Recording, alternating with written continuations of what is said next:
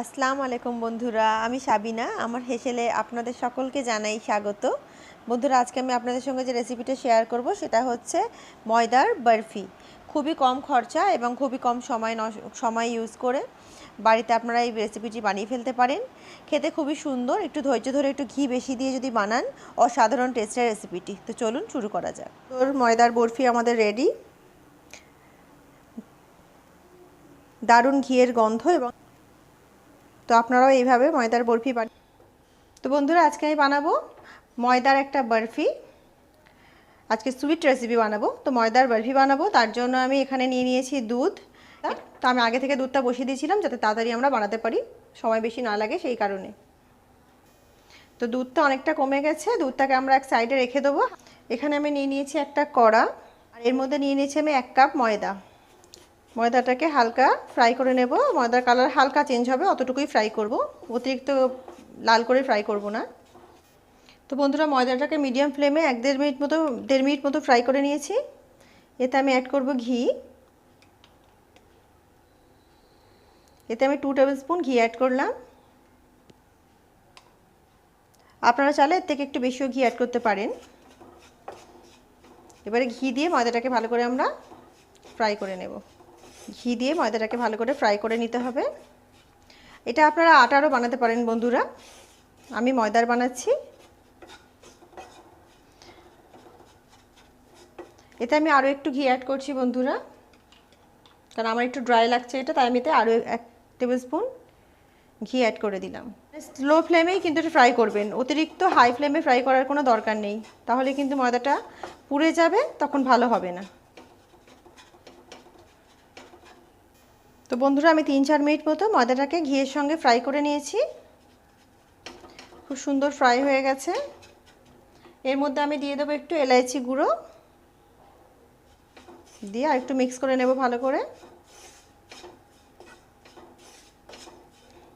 ঘিয়ের সঙ্গে ময়দাটা ফ্রাই হওয়া, তার সঙ্গে যে এলাইচি গুঁড়োটা দিলাম, খুব সুন্দর একটা গন্ধ ছড়াচ্ছে। আচ্ছা, এর মধ্যে আমি দিয়ে দেব পাউডার সুগার, সেটাকে দিয়ে দিলাম।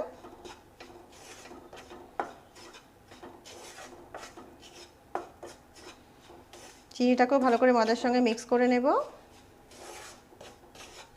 একেবারে স্লো ফ্লেম রেখেই আমি এগুলো করছি বন্ধুরা, এটা কিন্তু অবশ্যই খেয়াল রাখবেন, হাই ফ্লেমে করতে যাবেন না। আচ্ছা, এর সঙ্গে যে দুধটা রেখেছিলাম না, ফুটিয়ে কম করে গাঢ় করে রেখেছিলাম যে দুধটা, এই যে সেই দুধটাকে দিতে থাকবো। এই দুধটাকে দিয়ে ভালো করে মিক্স করব, খুব ঝটপট করে তাড়াতাড়ি করে সুন্দর করে মিক্স করে নিতে হবে। তো বন্ধুরা, দেখতেই পাচ্ছেন দুধটাকে মিক্স করার পরে এটা একটা ডো টাইপের হয়ে এসছে।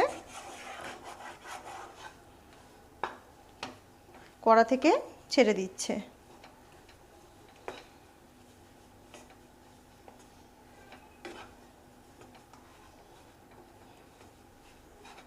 এটাকে আমরা আর করব না, এটাকে আমরা একটা পাত্রে ঢেলে নেব। তো বন্ধুরা, আমার বরফি বানানোর জন্য কোনো ট্রে নেই, সেই কারণে আমি এইটাকে মেয়ের স্কুলে টিফিন বক্সটায় ঢেলে নিচ্ছি। আমি এটা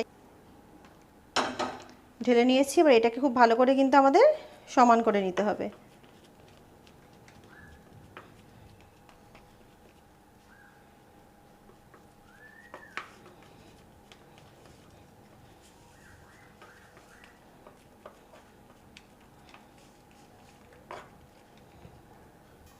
বন্ধুরা, চামচের সাহায্যে এটাকে আমি সমান করে নিয়েছি। এতে আমি ড্রাই ফ্রুট ছড়িয়ে দিচ্ছি। এটা আমন্ডস আর কাজু আমি গুঁড়ো করে রেখেছিলাম, সেগুলোকে ছড়িয়ে দিচ্ছি। তো বন্ধুরা, এটাকে আমরা ভালো করে ঠান্ডা করে নেব, এবং ঠান্ডা করার পরেই কিন্তু পিস কাটতে হবে। তো কিছুক্ষণ এটাকে এইভাবে রেখে দেব।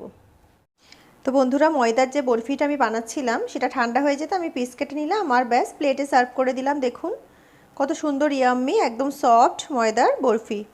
এটা খেতে খুবই সুন্দর, এবং ঘরে আপনারা এটাকে প্রসাদ হিসেবেও ইউজ করতে পারেন, তাড়াতাড়ি ঝটপট করে বানিয়ে ফেলতে পারেন। তো সামনেই পুজো আসছে, আপনারা অবশ্যই এই রেসিপিটি ট্রাই করবেন, এবং খুবই ঝটপট হয় এটি, একেবারে হালুয়ার দোকানের মতোই কিন্তু টেস্ট।